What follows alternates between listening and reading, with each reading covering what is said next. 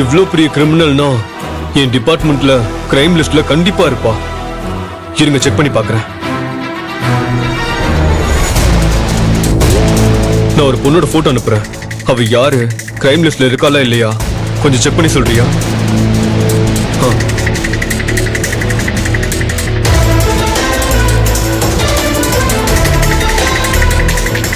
அவளை பத்தின டீட்டெயில்ஸ் இப்போ வந்துடும்.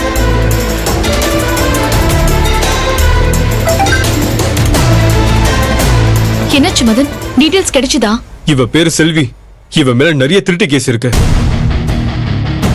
இவளும் இவ புருஷனும் சேர்ந்து இதுக்கு முன்னாடி 2 கொலையில சம்பந்தப்பட்டதா அக்யூஸ்ட் லிஸ்ட்ல இருக்காங்க. இவ புருஷன் பேரு சென்றாயன். இவ ரொம்ப நாளா ஜெயில இருந்து இப்பதான் ரீசெண்டா ரிலீஸ் ஆகி வந்திருக்கான். அந்த செல்வி அவ புருஷனும் சேர்ந்து பணத்துக்காக தான் இதை பண்ணிருக்கணும். இவளை சும்மா விடக்கூடாது சத்யா. இவ்வளவு புடிச்சா கண்டிப்பா எல்லா உண்மையும் வெளியே வந்துரும். மதன், எனக்கு அந்த செல்வி போட்டோவையும் அவளோட புருஷ போட்டோவையும் கொஞ்சம் அனுப்பி வைக்க முடியுமா? சத்யா, உனக்கு எதுக்கு? இல்ல, ஓ சைடுல நீ தேடு, நான் ஏ சைடுல இருந்தும் ட்ரை பண்ணி பாக்குறேன். ஒருவேளை அவ என் கண்ணுல கூட சிக்கலாம் இல்லையா? சரி, நான் உனக்கு அனுப்புறேன். சத்யா, எனக்காக நீ ரொம்ப கஷ்டப்படுறல. அக்கா, உன் வாழ்க்கை சந்தோஷமா இருக்கணும்னா நான் என்ன வேணாலும் செய்வேன்க்கா.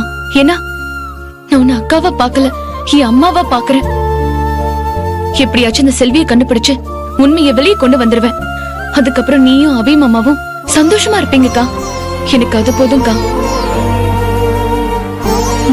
நாங்க மட்டும் சந்தோஷமா இருந்தா போதுமாடி. நீயும் அர்ஜுன் கூட சந்தோஷமா இருக்கணும். அப்பதானே நாங்களும் நிம்மதியா இருக்க முடியும். கவலைப்படாத தேவி. அடுத்தவங்க நல்லா இருக்கணும்னு நினைக்கிற யாருமே கெட்டு போக மாட்டாங்க.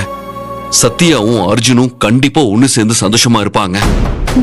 ஆமா, உங்களுக்கு 2வது கல்யாணம்னா இந்நேரம் ஸ்ருதி உள்ள வந்திருப்பாளே. அவ எங்க ஆளையே காணோம்?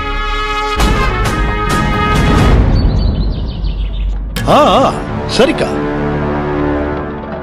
நீ சொன்ன எல்லாம் சரியா தான் இருக்கும். நாங்க நாளைக்கு வரோம். என்ன சொல்றாங்க உங்க அக்கா? நாளைக்கு அபிக்கும் காயத்ரிக்கும் நிச்சயதார்த்தமா. அதான் போன் பண்ணி வர சொன்னாங்க. என்ன சொன்னீங்க? அபிமாமாவுக்கும் காயத்ரிக்கும் நிச்சயதார்த்தமா? எப்படிப்பா உங்களால இந்த விஷயத்தை இவ்வளவு சாதாரணமா சொல்ல முடியுது? அப்போ இத்தனை நாளா நான் எதுக்காக வெயிட் பண்ணிக்கிட்டு இருந்தேன்? எதனால உங்க அக்கா அபிமாமாவுக்கு வேற ஒரு பொண்ணை கட்டி வைக்க போறதா சொல்லிட்டு இருக்காங்க? அது ஏதோ அபியோட ஜாதகத்தை பார்த்தாங்களா. அதுல இன்னும் 16 நாளைக்குள்ள அவனுக்கு இன்னொரு கல்யாணம் பண்ணலன்னா அக்கா உயிருக்கு ஆபத்துன்னு சொல்லிட்டாங்களாம். அதான் இப்படி ஒரு அவசர ஏற்பாடு பண்ணிருக்கா. அப்படியே இருந்தாலும் அப்ப நான் இருக்கும்போது எதுக்காகப்பா அந்த காயத்ரிக்கும் அபிமாமாவுக்கும் கல்யாணம் பண்ணி வைக்க பாக்குறாங்க? அந்த காயத்ரி பணக்காரங்கிறதுனால தானே? அப்பா, எனக்கு அபிமாமா வேணும். இதுக்கு நடுவுல யாரு வந்தாலும் நான் விட மாட்டேன். அது உங்க அக்காவா இருந்தாலும் சரி, யாரா இருந்தாலும் சரி.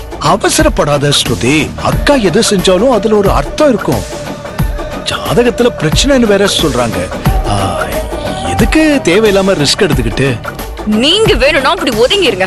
என்னாலலாம் அபிமாமாவை தவிர வேற எதையும் யோசிக்க முடியாது. எனக்கு அபிமாமா வேணும் வேணும் வேணும். நான் இன்னொரு விஷயம் சொல்றேன். ஜெயிலுக்கு போன அந்த சத்யா வேற வெளியே வந்துட்டாளாம். அவ எப்படிங்க வெளியே வந்தா? அவளுக்கு எதிராக தானே எவிடன்ஸ் எல்லாம் இருந்துச்சு. என்ன நடந்துச்சுன்னு தெரியல. இப்படியோ ஜாமீன்ல வந்துட்டா. தேவிய கொன்னது அவளும் இல்ல, அக்காவும் இல்லன்னு அவளே சொல்றாளாம். அப்ப தேவி கொலைக்கு பின்னாடி வேற ஏதோ இருக்கு. ஒருவேளை தேவிய கொலை பண்ணுவங்க அபிக்கு எதிரியா இருந்தா நாளைக்கு நீ அபிய கல்யாணம் பண்ணா உனக்கு தானே ஆபத்து வரும்.